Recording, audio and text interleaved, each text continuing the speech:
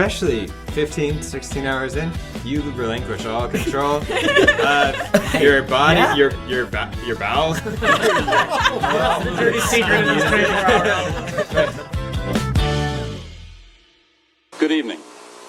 Just moments ago, I spoke with George W. Bush and congratulated him on becoming the 43rd President of the United States. And I promised him that I wouldn't call him back this time. I offered to meet with him as soon as possible so that we could start to heal the divisions of the campaign and the contest through which we just passed.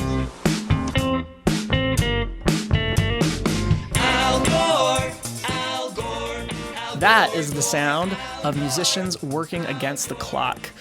Local musicians Jared Gay. Hello.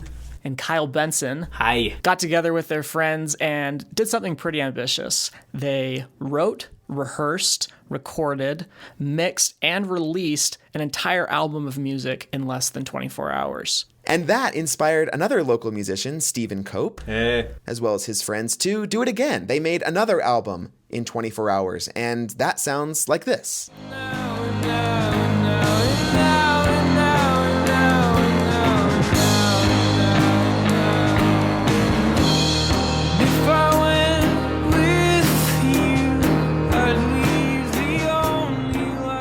And if that weren't enough, both of those albums inspired Emily Brown. Hi. To get together with her friends and make, yes, you guessed it, another 24-hour album. Here's a peek at what it sounds like. Some people say our president wasn't born in the USA. Hey, show us your birth certificate. Can you give us a birth certificate? Oh yeah, back in Kenya. I'm Derek Clements. And I'm Court Mann. And in this episode of What Say Ye, we talk to all four of those artists to discuss what it was like to make albums in such a short amount of time. Here's the podcast.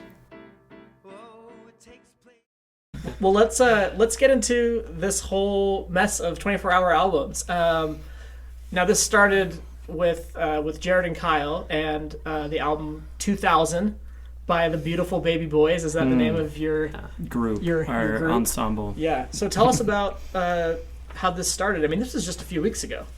Yeah. So, or at least when you recorded it. Yeah. Tell me about the origins. We recorded it a few weeks ago, but it started. Technically, the person who had the idea is a nice young man named Andrew Wiggins, and we were not to be confused with the 2014 first pick in the NBA draft. Yeah. Same, or to be, if you will. Or to be confused, if you're Andrew. He likes that, actually. The attention is But, okay, so Kyle, me, and a few other friends are actually in a group called Space Venture Coalition. We do a space rock opera.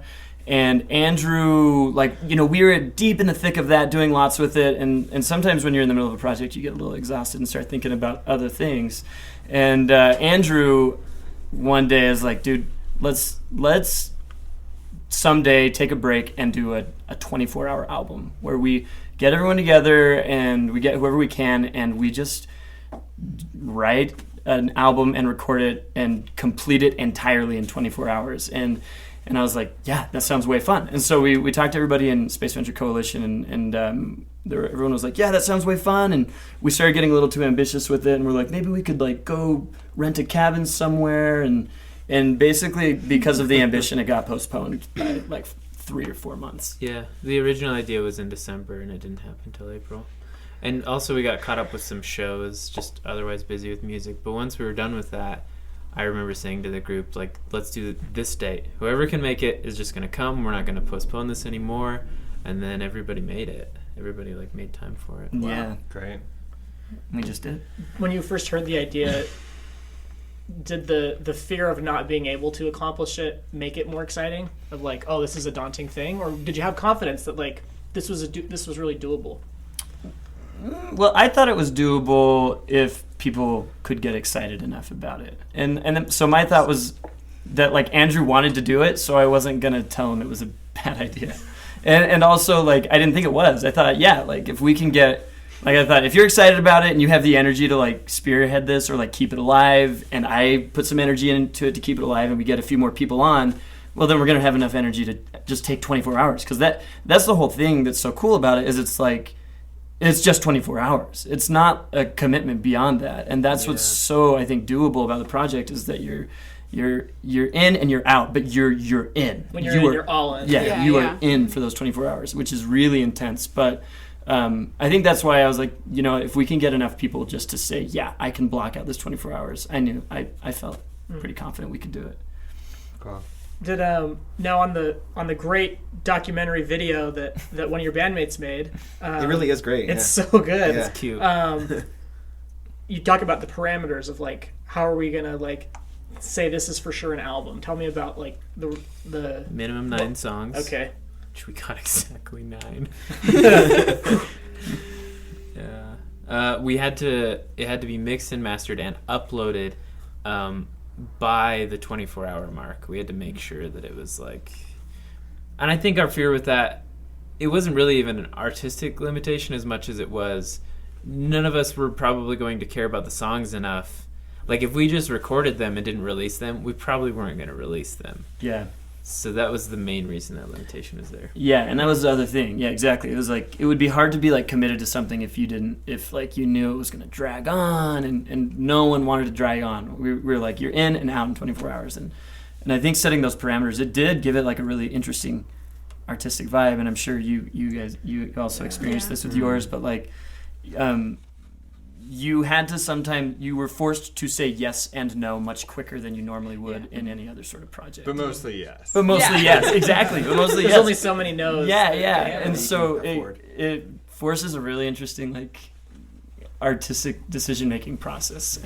But those parameters make it so fun and so extreme in so many ways. Mm-hmm. So Stephen and Emily, what was your reaction when you saw their project? I mean, was that what inspired you guys to do? Yeah. Oh yeah. I was like, hey Stuart, wouldn't it be funny if we did this too? That'd be funny.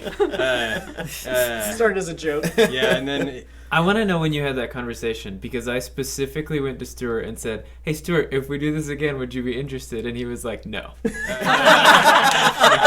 It was like maybe, it was probably like 2 days after. Oh my gosh. And then we got J-Dogs. Of course he said no then. Kyle. We got J-Dogs, and I'm like, you want to do this? And he's like, it'd be funny. And he was like, but we have to do more than 9 songs. Did you literally one up them? We got 11. That's right. We 2 boy. upped them. The ante has been. I mean, Kyle's wearing the a track shirt one right now. track Maybe he's a one little incoming ashamed. transmission is just it's just this organ ring modulated and reversed or something like that. What about like running time? Was there a stipulation of that, or was it more just number of songs? Song could be 5 seconds long. Emily's Our reaction over album here. is like 15 minutes long. But how many tracks did you get? I think there's 10. Okay, so there you go. Yeah, we really didn't think about it. We just wanted more tracks than them. But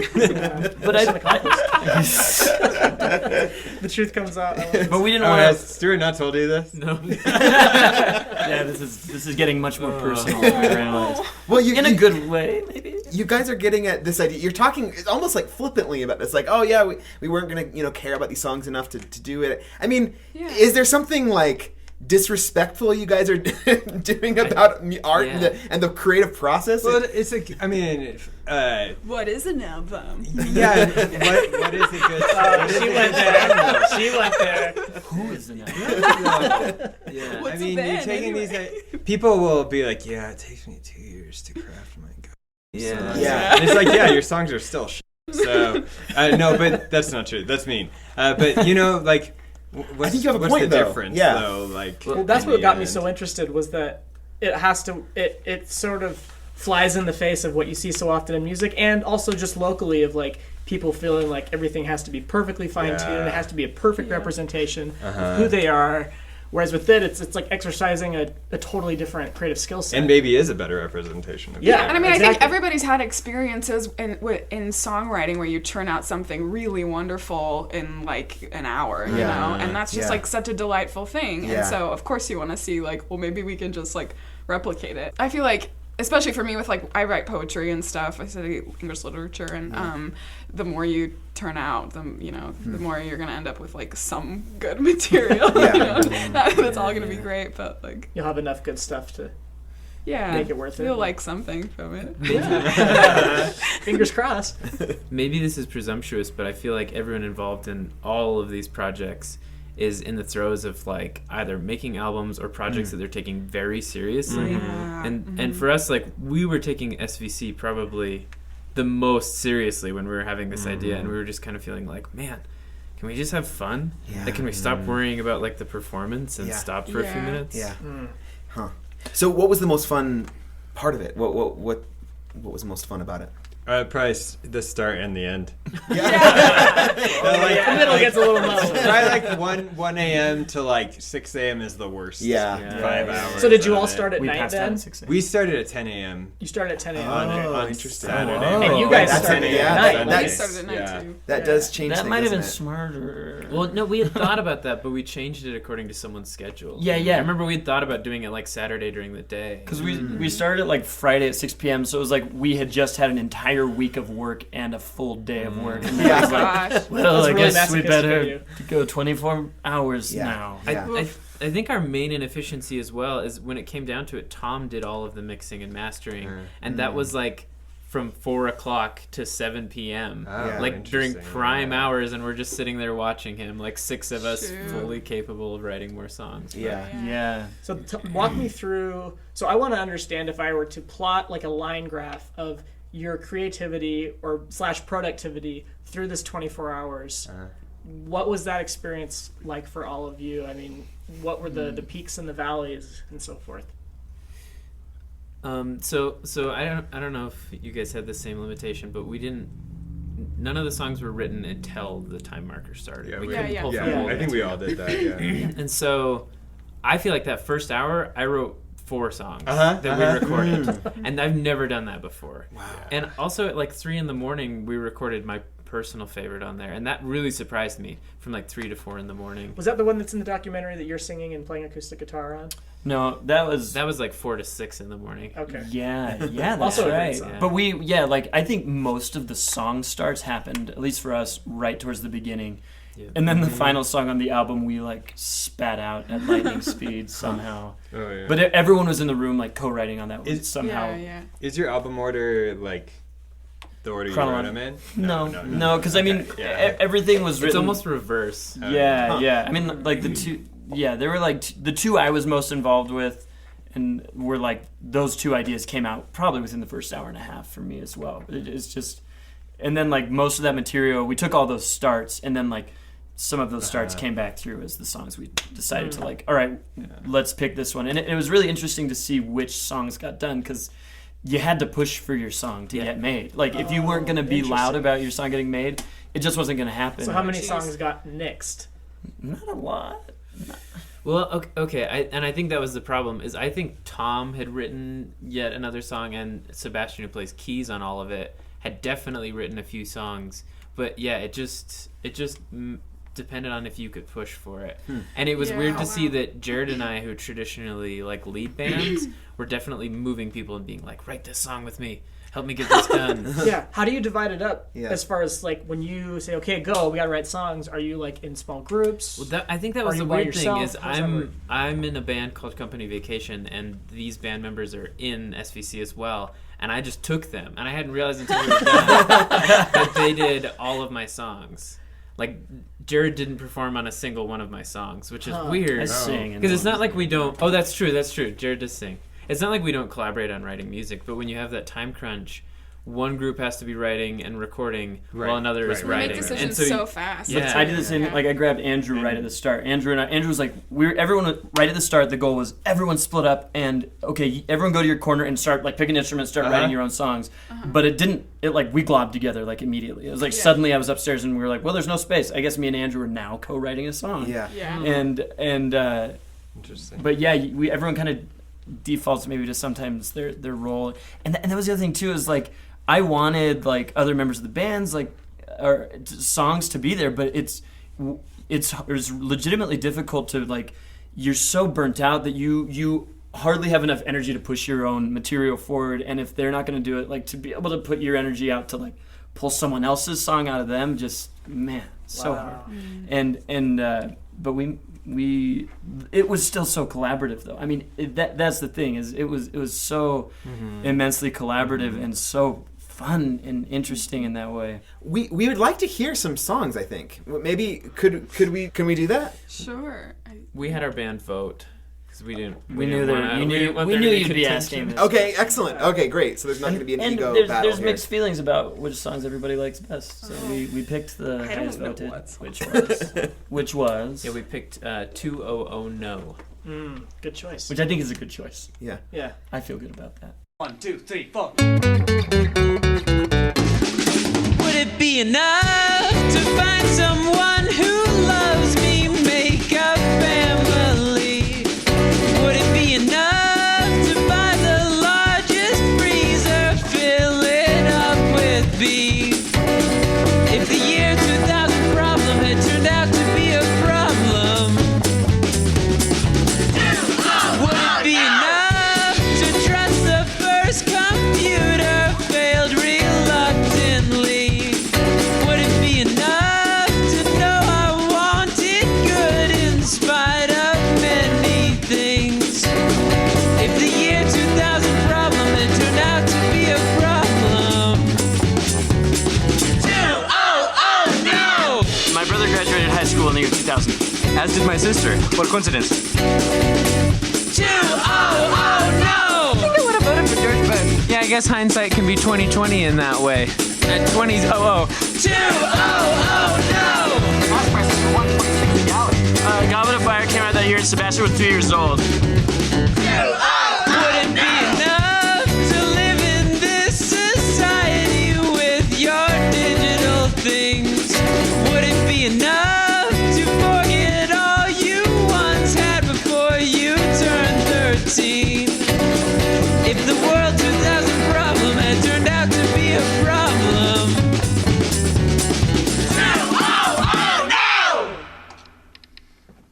200 No! Space Queen! You all recorded that live, right? Yeah, we did the talking after the my Okay. brother graduated in high school. Or whatever. By the way, my sister also graduated in 2000. Mine too. Whoa! My brother. 200 no. Yes. Yeah, so I messed up on some of the lyrics, but it just felt like, okay, let's just move on because everyone performed perfectly. Yeah. Yeah. Actually, the other song, the other song that I really like, the 4 Rules, was also done in one take. Wow, just those two. Both of them are one take, which was crazy. I don't think I've ever done that with a thing before. The fun thing about that song is I feel like it's Tom and I were talking about it. That one's like a good. I feel like that's a good feel of the whole album because it's talking about the year 2000 very Because that's the specifically. theme. That's the whole theme of the album, right? Yeah. That was The year also 2000. That was the first melody I wrote. That was the first one that came to my head. Yeah. Now, did you decide on the theme in that same 24-hour period too? No, we actually picked that earlier. Okay. Yeah, because we thought that would be, everybody was really like, are we really going to do this? And we were like, the idea is the year 2000. And everyone was like, oh, we love the year 2000. So then they were very excited. We did it for the year. Well, and then, so there's the whole Y2K thing, which is what Yeah. that song the songs, is. yeah. Like that was, and that was really, I think, the biggest goal was that we just wanted to have fun doing this 24-hour album. Yeah. And I mean, I think that song, like we were having so much, like that hear part it. where we're all saying the different things, we were all there at that point in Right. the room, like shouting good, yeah. the different thing that we decided we were going to say at that part of the song. And it was so fun. And you can see it in the little mini doc. We're all just there, like right in front of the mic. And oh man. And it's so fun. And that's what it was. That's what we wanted it to be. And that's what it was, at least for me. That's great. Kyle did not have fun. How many people were in your... We were literally going to ask the same question, and that's not even one that we wrote down. All right. You want to answer it in unison? Then? Yeah. Okay. How many people were in your each group? We had 4. You had 4, Emily. Okay. By the end of it, we had 8. You had 8. But it started with This was the 7? 6. Or 6, okay. Oh, yeah. But That's a couple correct. people kind of tacked in. How about yours, Steven? You're still counting over there. I think we had 7. Wait. Okay. Maybe 8. Okay, so Wait. these are pretty big groups. I mean, can you guys speak to the nature of collaboration and the what that process was like? Do you wanna go? Oh, Yeah, okay. you go. We our whole process was a little bit different than everyone else's. We didn't even really intend to write an album in 24 hours. We were just looking for something to do on Sunday night. Oh, wait, what? So, Did you do it all in one night then? yeah. Wow. And- Wait, so how many hours? We wrote and recorded it in 5 hours, and then it was mixed and mastered afterwards. Okay. So I was just visiting Colin in LA, and we had invited Greg and Becky over. Colin, who wrote our theme song. That's Yeah, right. uh-huh. Yeah, Linden Field. Also, Kyle Benson is here, who designed our logo. Excellent. Whoa. So he is just doing it all. Yes. Yeah, and we were just talking, and Greg and Becky came over, and we were like, let's all cook shakshuka, and then we were like, now what should we do? As you do. We were like, now what should we do? And Colin had been wanting to record this song of mine, all afternoon, and was pestering me about it, and then we were like, well, let's just, write an album. I don't really know where it came from. And then Greg was like, well, what if we take all the song titles from an album we all should know but don't? And so we ended up on Born in the USA by Bruce Springsteen. Which is a great album. Which is a great album. Yeah, which I listened Take to some on the drive time. home. Well, I think it's a great album not to have ever listened to. Kyle loves Bruce I've never Springsteen. listened to it, so I can't. Also, Kyle's I convulsing right now. I feel like that's the winning album concept of the. Yeah, that's great. It's so Yeah. fun. So Yeah. you picked an album that you'd never heard. Then we all and you felt took like all we the should song have heard. titles. Yeah, we just used all the same song titles, and we just wrote them on the top of pieces of paper, and then as we. So that was your starting point. Was Yeah. the song is this title? What would that song even be? Yeah, and then we just wrote them together, and it was sort of as to the nature of the collaboration, it was just we sat around the table, and basically whoever thought of whatever first, we would just jump on, and then it'd be like, okay, what's the next line? And whoever thought of a line first, it would be the next, and we would say yes and no, and once in a while, someone would be like, well, I think this would be better, Wasn't there a track where you're all just clapping and Yeah, and uh-huh. then each person is taking a new line? Was that on yeah. the spot? Yeah. Being made up. Okay. Yeah. Yeah, because there's one toward the end where they're like, I don't know what to say, and Yeah. it doesn't rhyme with the past one. Yeah, so yeah. They feel self-conscious about it. Yeah,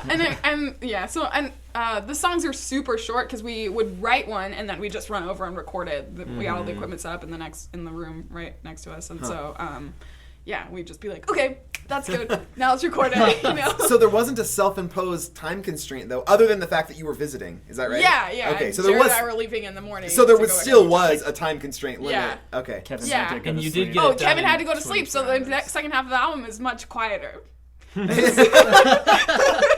A roommate was. Yeah. That's Roommate was great. sleeping. Piano's right by his head, on the opposate side of the wall. So was there a we moment can't he use the kind of piano. came out and he was like, texted, Colin was like, so when is this recording going to be done? And we were like, oh, okay. Yeah, it's probably easier to do Keep if all it down your from now roommates are at on. work. Yeah. Other 24-hour albums, everyone's in. Yeah. So is Colin Hatch going to do a mashup of the actual Born in the USA and you guys is Born in the USA? We're looking at you, Colin. Yeah. Yeah. Yeah. Or screw yourself. Springsteen. He might want to take it on. Yeah. Or Spring. Okay. He's not doing anything. Yeah. I We do. don't think he has that much going on. We do definitely want to do more albums like that, though. Yeah. Or the same concept, but with other albums Yeah. that we don't know. So let's talk about what this, what kind of sides of your creativity did this bring out or reveal to you that you didn't know were there? I'll take that because this is one I think about a lot. I didn't play on the entire record. I didn't play a musical instrument on the entire record. You just wrote and lyrics and it sang. really made me realize that I went to my comfort zone, which is writing lyrics and singing. Yeah. And I would never, if you'd asked me, I would have never said, yeah, that's what I'm good at. You're just a naturally born front man. Cal Benson. So that was weird to realize. He's also but also very seeing that handsome. everyone else did that too. When you played a song, the person who was best at the bass played the song. People fell into roles and, for sure. And if they Yeah. didn't Yeah. fall into roles, the songs didn't turn out, and you Yeah. could tell. And that affected it for sure. I think that's also why we were confident in the project, is because we knew the people that were involved could carry. As a group, you had everything. Yeah, you needed. had it. Exactly. You had your whole D&D troop. Right. Right. We knew we were going to show up and rock the tune. Huh. Yeah. So what about sort of the reverse of that, of weaknesses that it revealed for any of you guys? I don't know if this is a weakness, but at least in our group, we're all very we know our music. We listen to plenty of music. We create music a lot, so we're very conscious of tropes. And I think we definitely exploited a lot of tropes in our creating because that's what you have to do to move fast, right? Yeah. So like the first track sounds like a Bowie track. There's a track that's just like a blues kind of country kind of thing. Yeah. Is that the where Stewart sings? The Shoemaker Levy 9, yeah. Yeah, it's kind of sounded like a Decemberist song. Yeah, totally.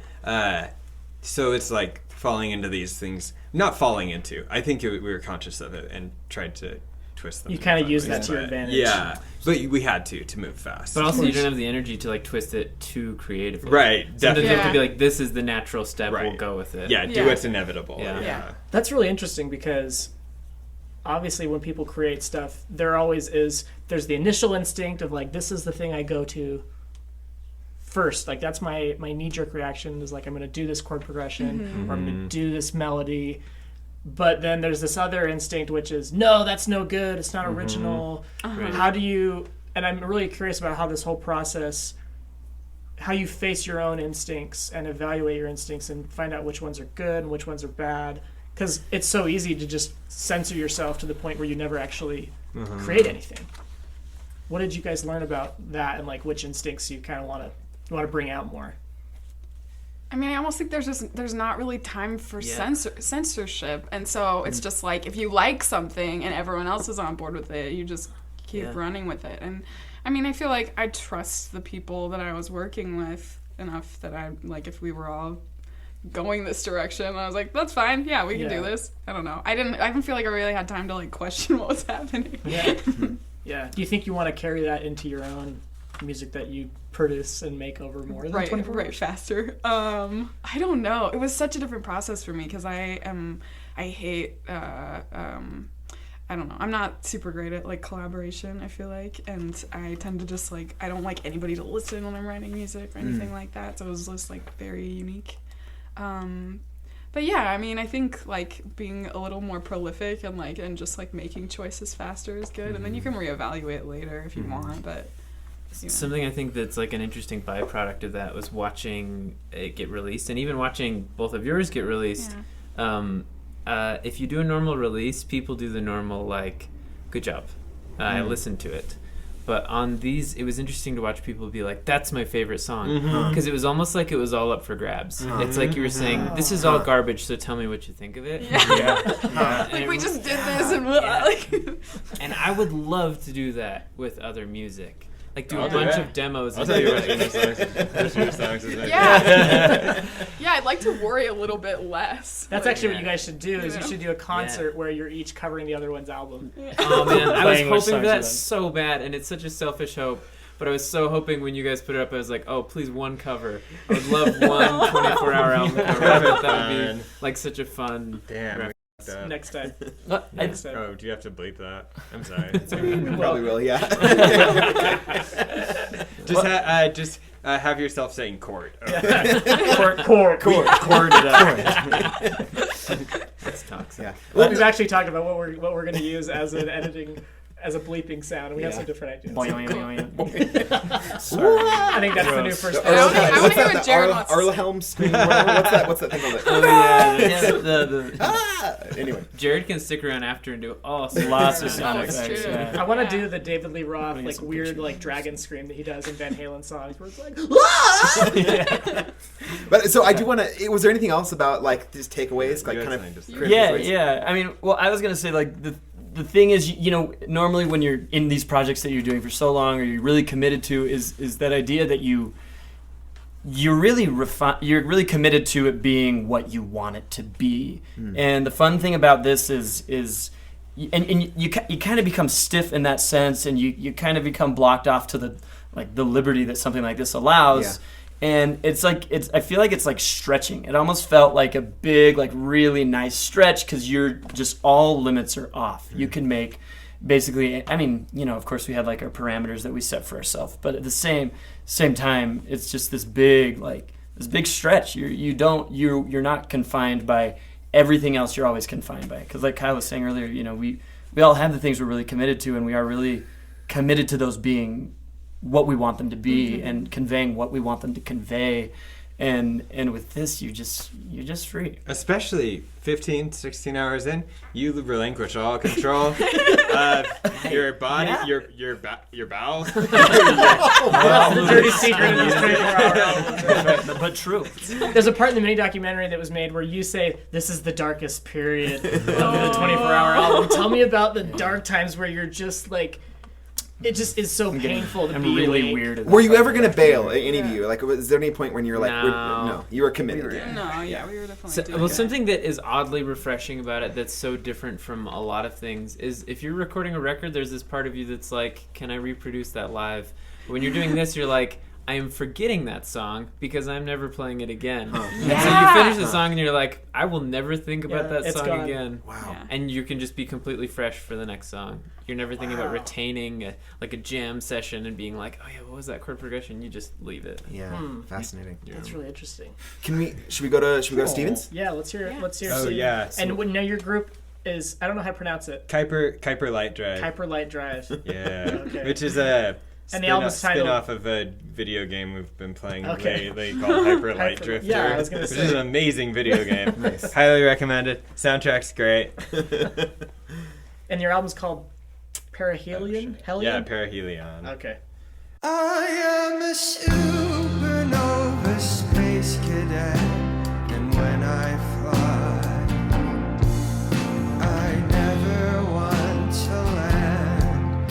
I never want to land. I am a supernova space cadet, and when I'm high, I finally understand. I finally understand. I am in motion. Acid in the rain. I'm disintegrating. I am in motion. Orbiting my brain. I'm disintegrating.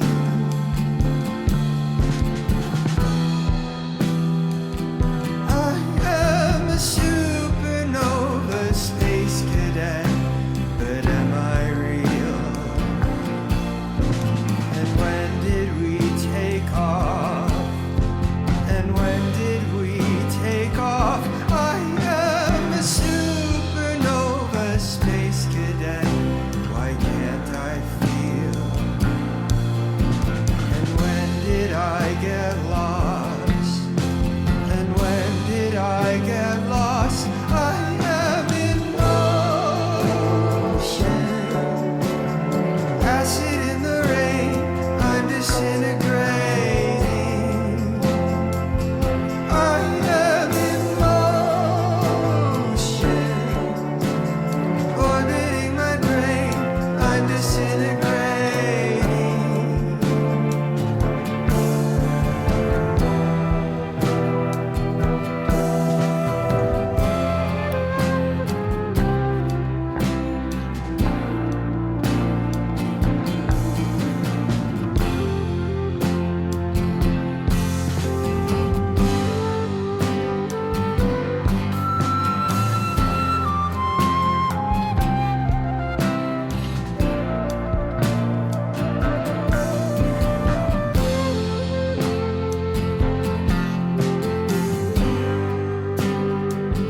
I am a supernova space cadet, and when I fly, I never want to land. I never want to land. I am a supernova space cadet, and when I'm high, I finally understand. I finally understand.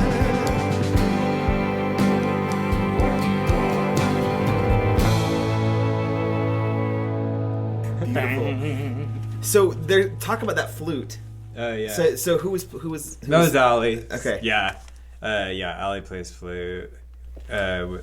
She played flute with Sunwisher. She's playing flute with Officer Jenny right now. What's her full name? Ali Nickel. Yeah, she's amazing. She's the one singing on Moon Goddess and the other one. Man, such a great song. Yeah. Such a good song.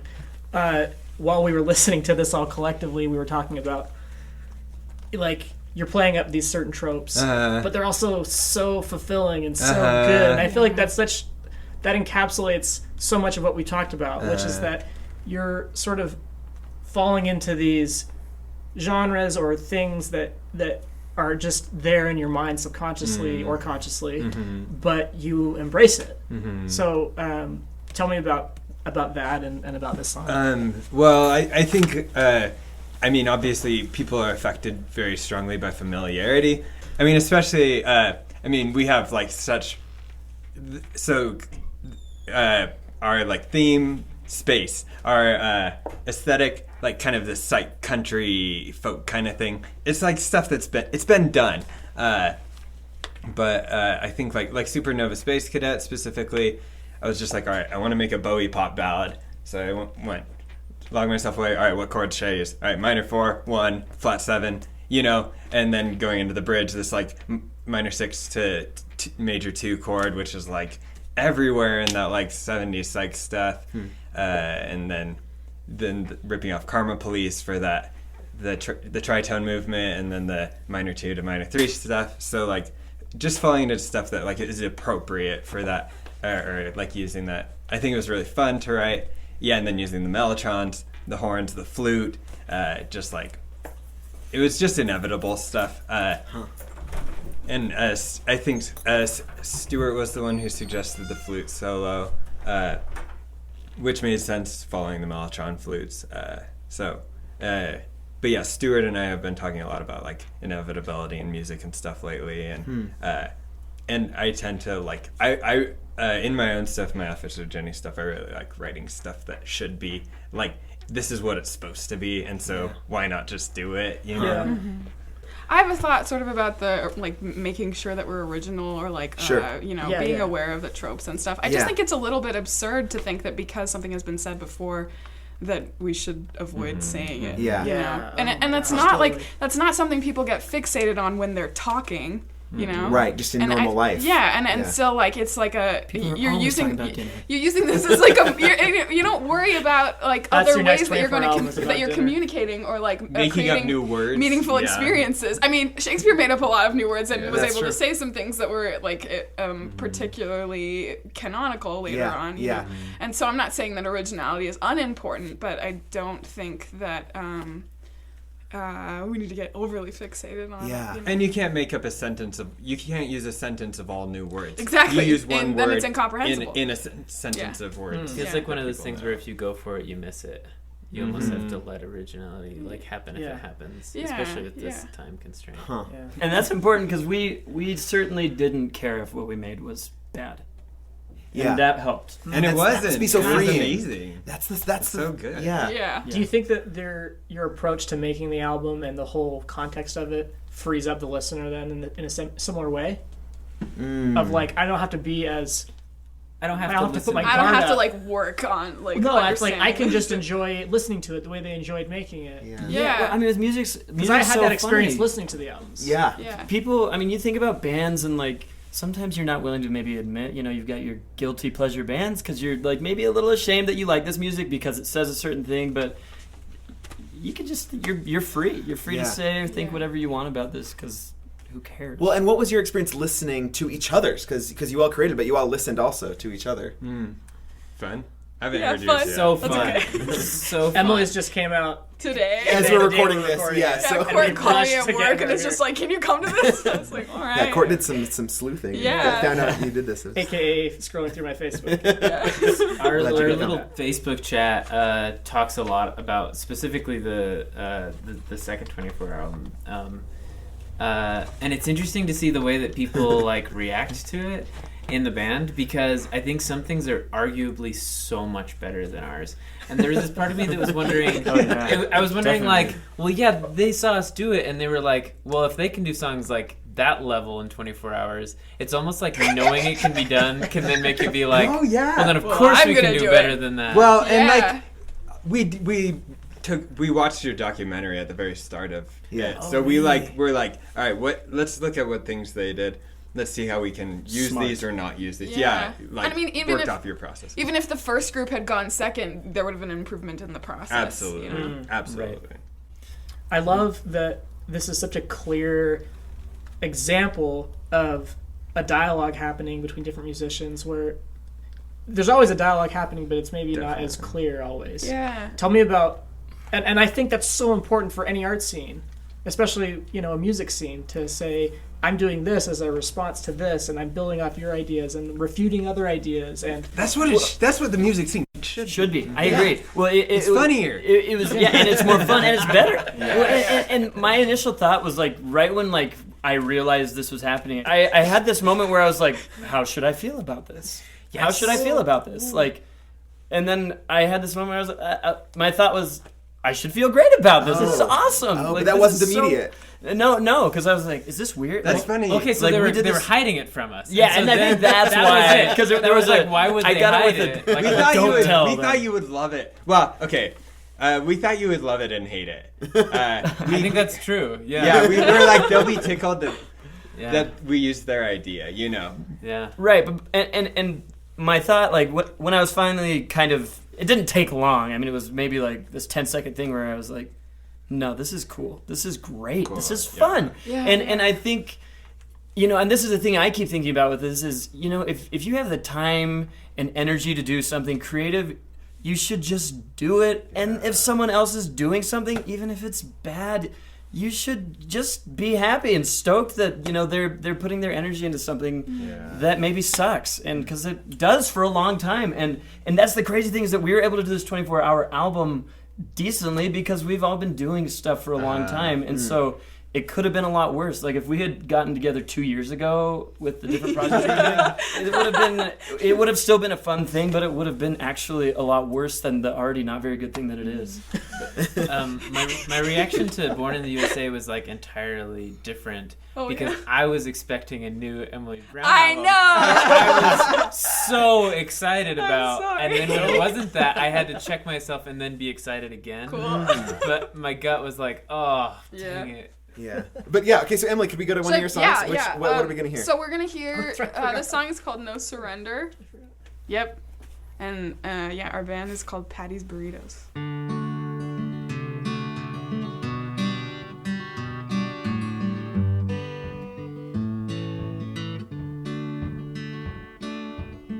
I've given up on lots of things.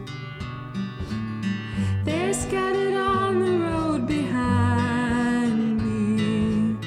I don't have anything to show for all the years that I spent trying. And now I am dumb enough to try again. And now I'm the fool who wants to fight. For all of my losing, what's it take to win? I'm fine with getting nowhere all my life. They say be tough, and I say no, be tender. They say forget, and I say no, remember.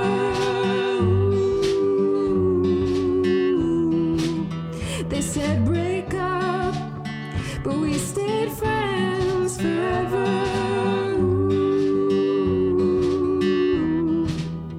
They say give up, and I say no. Surrender. Surrender.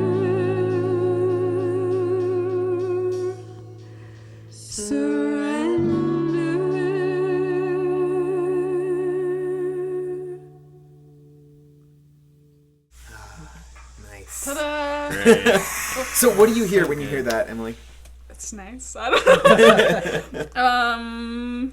So yeah, I don't know. We were kind of, I think this was kind of when Kyle, sorry, not when Kyle, when, what's his name that lives? Everyone's Kyle now. What's today. his name? Kevin. This is Colin's roommate. I don't really know him, so I'm like, I Okay. forgot what his name is. Yeah. he was like going to sleep or something. Right. So it was like we were getting quieter. And I think Sang him a bedtime lullaby. yeah. Yeah, And I you're think- welcome, dude. all the songs up until this point had been like super silly, and so as we're writing this song, it's like getting more and more like it's like, wait, this is like becoming a real song, you know? And Greg was sort of annoyed at this and was like we can't just write like a serious song like in the middle of this album, and like it is still like definitely really silly, especially because It's like clever. yeah, and especially because the title of the song on the Springsteen album is No Surrender, but we kind of made it into a no, comma, surrender. Oh, yeah. That's delicious. No, surrender. Which was fun. And I don't know. Obviously we went like very like 70s folk. Yeah. So I'm Yeah, like yeah. I'm singing like really differently than I usually do. I Just didn't like a ton of recognize your vibrato. voice. Yeah. Yeah. Well, what's silly about it? And maybe talk about some of the other songs too briefly. Like you have one about blankets. And... Yeah, we have one that's called Cover Me that's just like Say about blankets. wanting a person to put a ton of blankets on you. Yeah. Basically. We've all been there. And going to bed really early, which is a thing that me and Becky Barnes love. It's just like going to bed early. There's a line in there about going to bed You at know? 8 p.m. or something. Yeah, we have a line about like how people always like want to hang out and we want to go sleep at 8 p.m. Yeah. You know. What about in this song though? What would you say is silly that you? Well, we had a lot of. I mean, I feel like the more I listen to it, the more I'm like, wait, this is just like a deeply heartfelt song. But like when we were writing the end of the chorus, we were thinking of doing one that was like, they say October and I say November. Just like absurd stuff like that, you know. So Awesome. I think it's just like I think the only silly thing at this point is that it leans in a little bit into its cheesiness. Yeah. You know. Interesting. I mean, so how vulnerable did you guys get with these albums, and what's the nature of this type of process for expressing something authentic? Yeah. I mean, I feel like that's the most vulnerable I got, like, on the whole album. That, and then when we were writing the very last song, and I was, like, so exhausted. Yeah. You and, had no like, choice but to be. You know, so I was just It sort of beats you yeah. down a little bit to the Yeah. point where something comes up. Yeah, I think all of us kind of approached it pretty cognitively, like very like, all right, not discovering melodies but producing them like efficiently and cognitively. Like Stuart, Alex and I were just standing outside like, all right, what note next? Whereas like sometimes you'll like sit there and like work through a melody. All right, what is the melody that I'm pulling out of this progression stuff? Yeah. But it was like just very, all right, here's what I'm doing. All right, this is going to be in 5, this is going to be in 7. All right, this is going to be in this key. These are the notes kind of thing. So I don't think it was very vulnerable at all. For me, I think I went in being like, yeah, this is gonna be cool. Like we're gonna do this thing and not even care. But then I think the thing that happened afterwards, and I don't know if you experienced this, Kyle, but I had a lot of like, oh, I hope people liked my songs. Yeah. Like moments where Yeah. even though, Yeah. but even when you're writing them, you don't really care. You don't have time to care about them that much. And you know that you're putting them out, and you know you're putting them out with this But whole it's a premise. vulnerability of saying, this is my initial instinct about. Yeah, exactly. song I would- And it's all under the premise of none of this really matters, and it's all just for Right. fun. But at the same time, there is this part, especially afterwards, where you're like, I hope mine is the favorite song. yeah, you know. And like, I hope that my song stands out, and that people aren't annoyed with this part that bugs me, but that they, can overlook it. Definitely. Which is dumb because no one's thinking about it nearly as critically as that. But of course, you hope that it's well received anyway. Oh, guys, this has been a good conversation. Yeah, I've this enjoyed is this. really good. We have a lightning round. Did we miss anything before we get to the Oh wait, lightning round? I have Yeah. one more thing to say. Yeah. That I think on the topic of inevitability, I think it is inevitable that we made our 24. Like it feels like an appropriate thing that happened that you all made a 24-hour album because you need that for music to like just have something force you to make it. And it makes sense for you because you just like creating a lot of stuff. And like Stuart and I both just like produce or like are very prolific and just like creating stuff. And then you, to me, like works. Emily. Yeah. Point at Emily. I feel like everything. Every time like you record, you do it in one take. You're just like Yep, that's you just true. like none I of just us like to likes be done. Yeah, we Yeah. just all like to be done, except maybe you. I think you just need to be done. Pointing at the real Kyle. Yeah, the real Kyle. Sorry, I'm not trying to drag you. No, it's fine. Am I dragging? Am I being mean? I could say some mean Okay. things. I don't think That's this is very mean. Okay. We'll end it with everyone saying a mean thing about it. But About Kyle. I think they all turn out so good and like and it's like I'm not like I don't hang out with y'all, Kyle, Jared, and y'all very much. But like I was like, oh, this is like the coolest thing that is happening when I heard of it, and I was like, it makes sense that you're doing it, and but it seems like something I would do. So why did you do it first? I think the weird thing is, I think musically, if you looked at all of Provo, like arts and music, the three of us, we're not coming from like a very diverse selection. Like we all go to the same shows. Yeah. Yeah, We we all all know support each each other. other, even if we Yeah, don't yeah. like hang out. But I feel even closer. Like it was Yeah. weird. It's super weird. Yeah. Well, let's go to our lightning round. So the way this works is we'll alternate ask some questions, and then what we'll do is we'll alternate who the question is for. Okay. So you don't need to all answer it. It'll be let's start maybe with Emily. Yeah. Okay, I gotta head out soon, just so you know. Okay. Well, this is Yeah. the end. So this is Okay. perfect. So Corey, why don't you start us off? Okay, Emily. Yes. What is a song that you love by a musician that you hate? Or What? that you dislike? Justin Bieber, Baby, because it reminds me of my little sister. It was like came out like right when she was born. All right. Good answer. Good answer. Okay, Jared. What's a song that you hate by a musician that you love? Oh, this is hard. Lightning. The album "The Lost Chord" by the Moody Blues. I know that's not a song, but You sorry, hate I it. love them and Jot. Okay, that's fair. It's acceptable. All right, Kyle. What is the best thrift store in Utah Valley? Oh, you asked the right guy. In the whole Utah Valley? Yeah. Personally, I really like the Sabres in Orem. Heck yeah. Orem, Utah. Wow. Great. Yeah. Nice. Steven, what's a moment from high school that you wish you could redo? Oh God, none. Yeah. That's a good answer. Thank God that is in the past. Okay. Excellent. All right, Emily. What is your all-time favorite TV show character? Ugh. Do I watch enough TV? Leslie Knope from Parks and Rec. Yeah. Nice. That's good. Jared, what's your favorite musical instrument that you own? Oh, So like the specific one. I own a Rhodes piano, electric piano. Awesome. Kyle. What's a local musician? Who's a local musician that you wish more people knew about? Jared's whispering things. I was about to No cheating. Gosh, yourself. honestly, this really doesn't count, but Ben Swisher, Sen Wisher, consistently, So good. the That's what I was demos gonna say. are Amazing. better than anything I'll ever do. Just the demos that he puts out. He totally floors me. Thinking of you, He's Ben. amazing. Yeah. Doesn't So listen great. anymore. but We he's love here in spirit. you. We know you're not going to listen to this, but we love you. Yeah, he's in prison. Yeah. All right, Steven, we're going to give this question another go. We tried it with Justin. Favorite breakfast cereal? Oh my God, Honey Bunches of Oats Okay. Oh, Good. with almonds. Oh, wow. Yeah. Yeah. Good All right. save. Yeah. You really I know, recovered I that. know, I know how it is. It got real fun.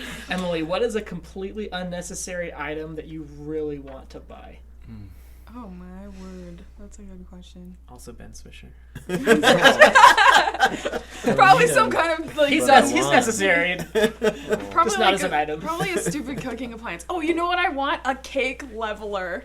Oh. Emily makes the best cakes. by That the is way. true. Yeah. Yeah. Nice. Okay, final question goes to Jared. Oh. Who is a person in Provo you most regret kissing?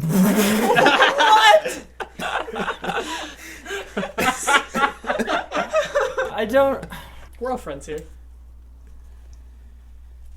One time I gave Kyle a kiss on the forehead, and I felt like he didn't appreciate that. I experienced a lot. I kissed Kyle on the forehead, and I feel like he didn't appreciate it, and I really regret that affection I showed. Yeah. That's probably a good note to end on. That I is. think. Yeah, guys, thank you. Where can we find your albums and just you guys generally? Yeah. Tell us Let's about start tell with- us about the albums and where people can find them. Yeah. So ours is a Kuiper Light Drive. That's That's KUIPER. lightdrive.bandcamp.com. So you can find it there. Cool. Yeah. Beautifulbabyboys.bandcamp.com. All right. Patty'sBurritos.bandcamp.com. Can we talk about Bandcamp really fast? Yeah. What a great Bandcamp. website. It's great. Yeah. Just have a Great. band and it's Clunky there. though. But Have a great. band, have a camp. Yeah. Yeah. Maybe you can talk them into sponsoring this, or else you'll cut this. And you can find me at Derific on Twitter, and you can find Court in lots of places. Yeah, I'm out and about. Out and about. Wait, should we all say our things? Sure, I go want to ahead. self-promote a little. Yeah, please, whatever you want to plug. I need more Twitter followers. Steven is a bug. SCPHEN. Go follow me. Yeah. Wait, you're not a person. You're a mic. And I'm pointing at you. Anyone else want to have anything to plug? You should follow Trevor Christensen at Trevor. Is this going to be a regular podcast Oh, thing? Is follow every time someone at says Father Wheeler. That's Stuart. All right. No. Yeah. Oh, I was gonna say I'm dead serious about keeping your eyes open for Space Venture Coalition because it's a very fun time, and if you have the chance to see it, yes, there will be more performances, and we want to take you to space. So come Excellent. with us. Yeah, do that. Excellent. I'm Emily Brown. You can follow me on Twitter and Instagram at Emily Brown Music. And you can follow this podcast at What Say Ye Pod. You can go to whatsayepod.com. And thank you guys for listening. This has been really fun. Bye-bye.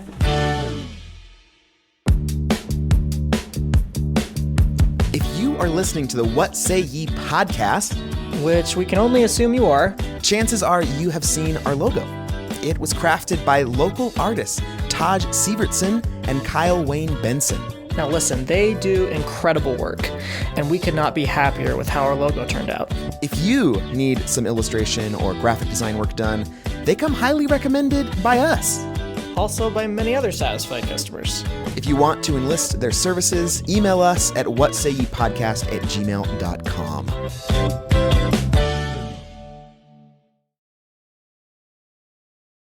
Kyle did not have fun.